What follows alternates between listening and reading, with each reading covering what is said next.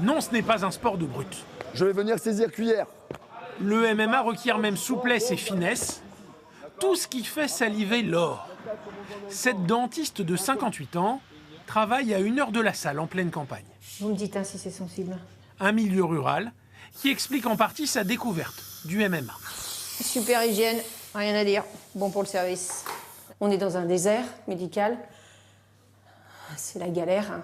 Les patients, ils viennent dans la salle d'attente, ils s'installent dans la salle d'attente, ils ne bougent pas de la salle d'attente tant qu'on ne les a pas pris. J'ai dit stop là, faut faire quelque chose. Et il y a un patient qui m'a dit mais Laure, calme-toi, va faire de la boxe. Et je l'ai pris au mot, je me suis inscrite, j'y suis allée et puis j'ai aimé. De la boxe d'abord, puis du MMA ensuite. Mais le MMA, c'est quoi? Alors le MMA, ça veut dire arts martiaux mixtes en français. Donc c'est composé de la boxe anglaise, de la boxe thaï, de la lutte, du jiu-jitsu brésilien, du grappling. En fait, on peut mélanger un petit peu tous les sports de combat. Dans cette salle de Saint-Cyr-sur-Loire, près de Tours, des abonnés âgés de 5 à 74 ans, tous très motivés. Prenons Raphaël par exemple, qui pesait en septembre dernier 97 kilos. Et aujourd'hui?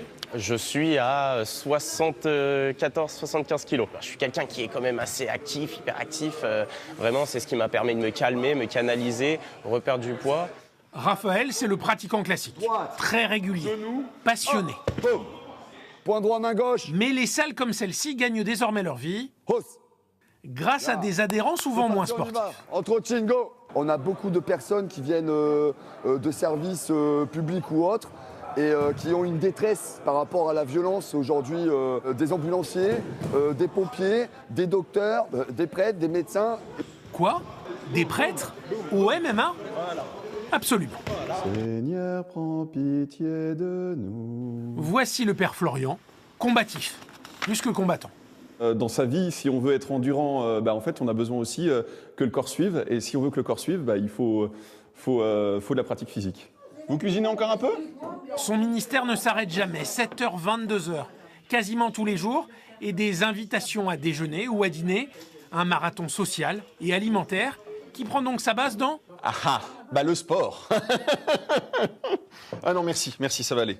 Alors rassurez-vous, le père Florian a compris vite que tendre l'autre joue ne l'aiderait pas à progresser. Mais des formations professionnelles obligent, il se préoccupe surtout du bien-être de son adversaire. Les inquiétudes sont vraiment là-dessus, de faire mal à l'autre en voulant faire la prise un peu maladroitement. Plus que d'avoir mal toi-même. Ah oui, largement plus, ouais. Ici, ni Florian, ni Raphaël, ni Laure n'apportent leurs problèmes. Les règles à respecter minimisent la violence durant les corps à corps. En somme, c'est juste du sport.